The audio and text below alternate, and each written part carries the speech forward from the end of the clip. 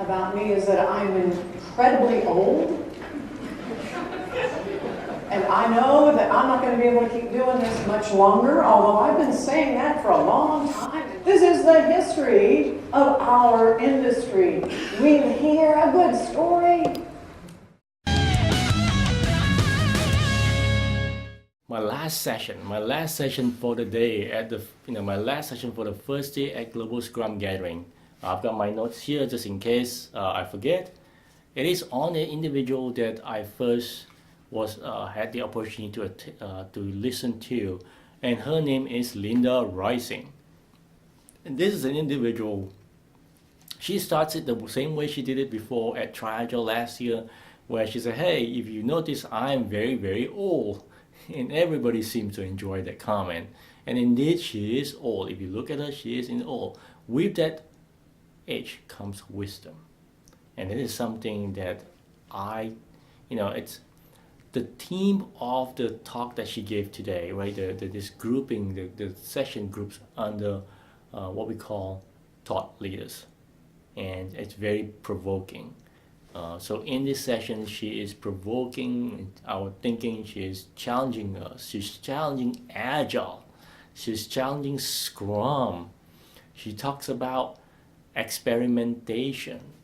And in this, she says, we are not doing any experimentation. Why are we saying Agile works? We got no data to prove it. Not only that, we did not actually do what an actual scientific experimentation.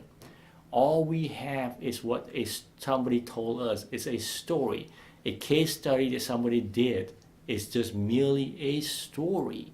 And that is something that I say, wow, and then it's the last session of the day, and that's what you get on the first day. So she says, stop even saying experimentation. You guys are not doing experimentation. So why is that? Because there is no hypothesis.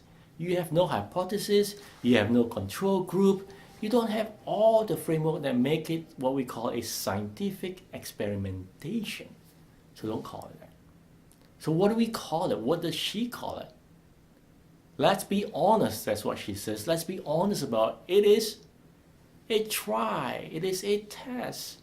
What worked in that specific time, in a specific environment, is just work for the environment. We don't know if it's going to work in a different environment. We don't know if that process that we put together is going to work. We can just try and see.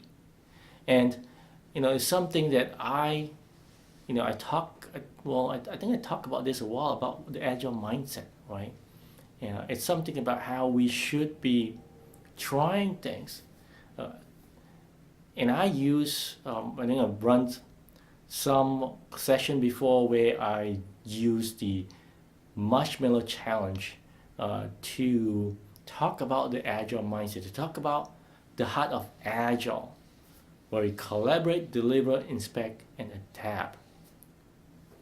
If you think about it, when you do the marshmallow challenge, it's all about trying. You have a hypothesis, you try it out to see if it works or not. Small, incremental, small test. Try it out small, and that's what she says. It's about trying small increments. Try it out. We don't know if it's going to work or not. I don't know. We don't have data to prove it.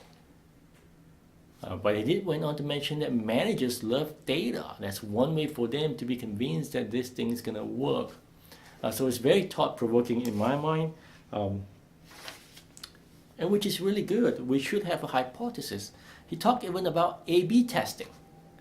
A/B testing is not an experiment because there's no hypothesis, which is like, wow, right? So he says, so stop experimenting. Stop. Start trying.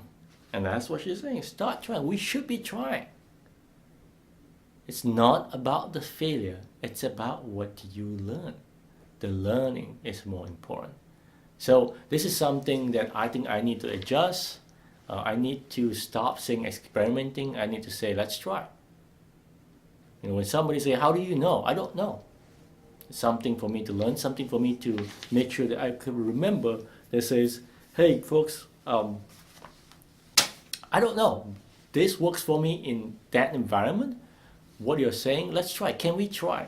So one of the words that she used is that, you know, she asked, here's the thing, you know, and she says what you can do, what we can do is try in terms of, you know, small, simple, fast, and cost little. Frugal is the words, right? Keep trying, keep learning.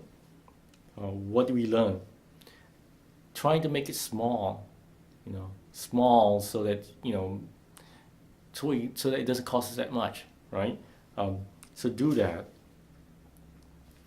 She talked about how no matter how much data we do, that data does not change mind, and that's interesting, right? Data doesn't prove anything, and here I am thinking that, well, if I have all the data, I can prove that this is going. Well, no, and she talked about this, and this is kind of resonating with me, is that we believe in what we believe. We will choose the data and believe in the data that will help us in our belief. So data doesn't even help, right? She has a book that she recommended that she wrote called The Fearless Change. So this is something that I'm gonna, you know, go pursue, go look into.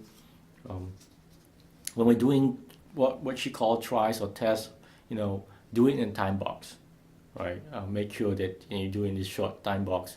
That way you don't overspend. Okay, so check out the book. Something that she recommends. Linda Rising, Fearless Change. The question is that we should be asking ourselves. The question that I should be asking when somebody asks of me is, what small, simple, frugal trial or test can we do? And that should be something. And I'm hopefully that I will remember that for myself to use. So, Linda Rising. You can Google her. She has a bunch of talks on that is recorded on YouTube as well. The last time I listened to her, it, you know, kind of set me straight in terms of, well, what I was thinking as well. So I really do like her session. That's Linda Rising.